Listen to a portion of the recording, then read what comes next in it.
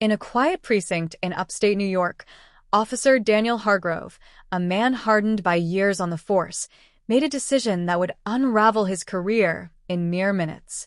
He stood over a black woman, handcuffed and seated in a holding cell, her head freshly shaved by his own hand, an act born of spite, fueled by prejudice. 3 minutes later, his world collapsed when he learned she was Judge Amara Ellis, the presiding judge of the county's Superior Court. Hargrove had been on duty that evening, his mood already soured by a long shift and a string of petty arrests. The precinct was understaffed, the air thick with the hum of fluorescent lights and the occasional clatter of paperwork. He'd been called to process a woman brought in on a minor disturbance charge, a vague report of public intoxication that seemed flimsy even to him. The woman, dressed in a sharp blazer and skirt, carried herself with a quiet dignity that irritated him. Her skin was dark, her hair neatly braided, and her eyes held a steady, unflinching gaze. To Hargrove, she was just another name on a booking sheet, another face to process and forget. He didn't ask for her name. He didn't check her ID thoroughly. The paperwork listed her as A. Ellis, and that was enough for him to move forward. The charge was minor, but Hargrove's resentment wasn't. He'd heard rumors about uppity types who thought they could talk their way out of trouble, and he wasn't in the mood for it. The woman's calm demeanor, her refusal to cower or beg, grated on him. When she quietly requested a phone call, he ignored her, slamming the cell door shut. The idea to shave her head came from a twisted impulse, one he'd later struggled to explain. It wasn't policy, wasn't protocol, it was personal. Hargrove had seen it done once, years ago, to a belligerent inmate who'd spat at an officer. The act was meant to humiliate, to strip away pride. He retrieved a pair of clippers from the evidence room, where they'd been confiscated from a contraband sweep. He returned to the cell, his boots echoing on the concrete floor, and told her to sit still. She didn't resist, didn't scream, just stared at him with those same steady eyes as the clippers buzzed to life. The act was over in minutes. Her braids fell to the floor, her scalp bare under the harsh light. Hargrove felt a fleeting sense of control, a rush of power he hadn't expected. He smirked, tossing the clippers aside, and left her in the cell without a word. He didn't notice the way her hands clenched, the way her jaw tightened, or the way she seemed to commit every detail of his face to memory.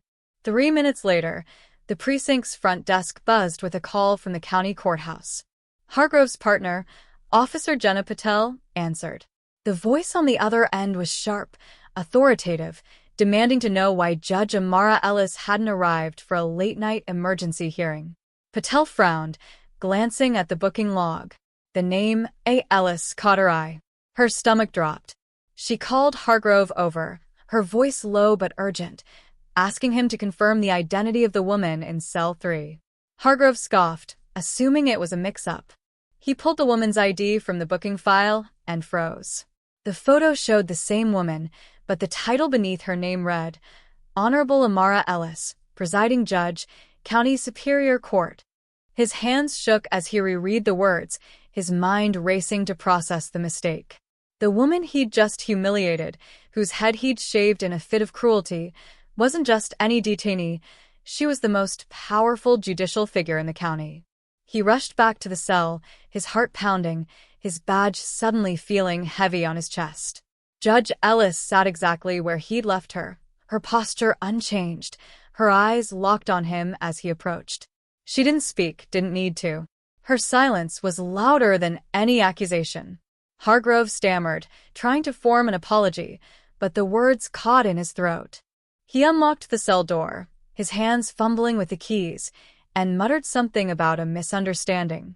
She stood, brushing off her blazer, and walked past him without a glance. The precinct descended into chaos. The shift supervisor, Captain Lorraine Hayes, was notified immediately. She stormed into the booking area, her face a mask of disbelief and fury. Hayes had worked her way up through a male-dominated force, and she knew the weight of Hargrove's actions. She ordered him to her office, where he stood, sweating, as she demanded an explanation. He had none. He mumbled about the vague charge, the lack of clear identification, but his excuses crumbled under scrutiny. The truth was undeniable. He'd acted out of bias, targeting Judge Ellis because of her race and her composure, assuming she was powerless. Judge Ellis, meanwhile, was escorted to the courthouse by Patel, who apologized profusely. Ellis remained composed, her voice steady as she declined to discuss the incident. She insisted on proceeding with the emergency hearing, a case involving a child custody dispute that couldn't wait. Her shaved head, now covered by a scarf she'd retrieved from her bag, drew stares from the court staff, but she carried on as if nothing had happened. Her rulings were precise, her authority unshaken, but those who knew her saw the steel in her eyes, the resolve that had carried her through years of overcoming barriers. Word of the incident spread quickly. By morning, the local news had picked up the story, though details were scarce. Reporters camped outside the precinct, demanding statements. Community leaders called for Hargrove's suspension, while others demanded his badge.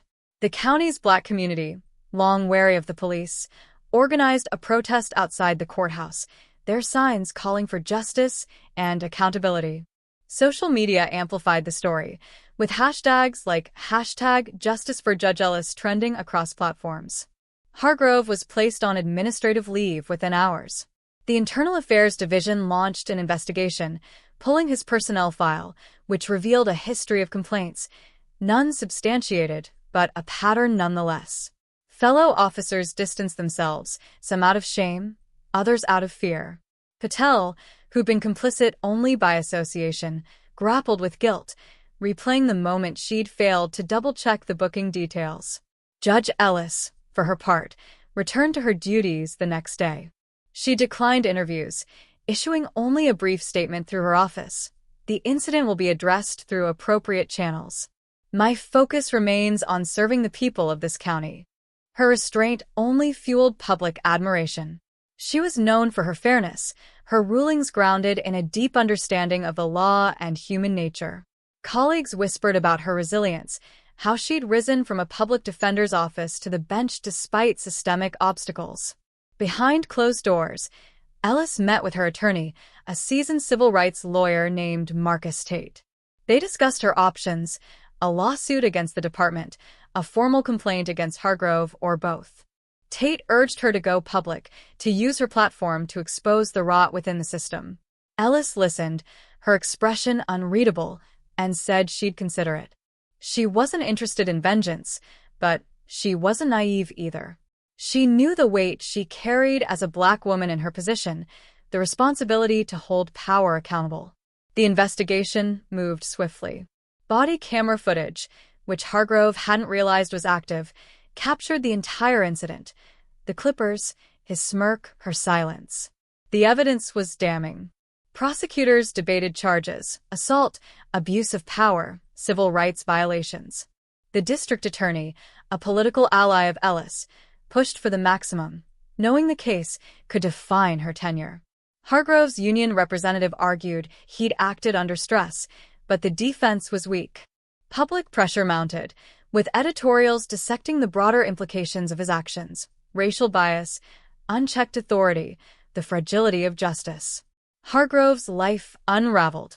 His wife left, unable to stomach the public scrutiny.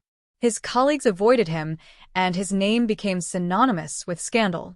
He spent hours replaying the moment he'd picked up the clippers, wondering what had possessed him. He'd never considered himself a racist, but the footage told a different story. He tried to write an apology letter to Ellis, but the words felt hollow, and he never sent it. Ellis, meanwhile, faced her own reckoning. She'd spent her career advocating for fairness, believing in the system's capacity to correct itself. Now, she questioned that faith. Late at night, in her quiet home, she touched her scalp, feeling the stubble where her braids had been. It wasn't just hair, it was her identity, her heritage, stripped away in a moment of malice. Yet she refused to let it define her. She began working with local activists, quietly supporting efforts to reform police training and oversight. She didn't speak of her own experience, but her presence lent weight to their cause. The case against Hargrove went to trial 6 months later. Ellis didn't testify. She didn't need to. The footage spoke for her. The jury, a mix of county residents, deliberated for only 3 hours before convicting him on multiple counts, including assault and civil rights violations. He was sentenced to 3 years in prison, a rare outcome for an officer. The judge, a colleague of Ellis, noted the betrayal of public trust in his ruling. Hargrove's badge was revoked, his career over. The precinct underwent sweeping changes. Captain Hayes implemented mandatory bias training, though skeptics called it a Band-Aid on a deeper wound. The county allocated funds for community policing initiatives, aiming to rebuild trust. Ellis, ever the pragmatist, supported the measures but remained skeptical of quick fixes.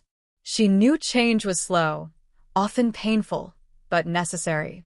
Years later, Ellis's name remained synonymous with resilience. She continued to preside over her courtroom, her rulings as steady as ever.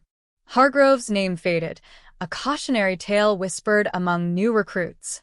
The incident, though never forgotten, became a turning point, a reminder that power, unchecked, could destroy, but justice, pursued with clarity, could heal.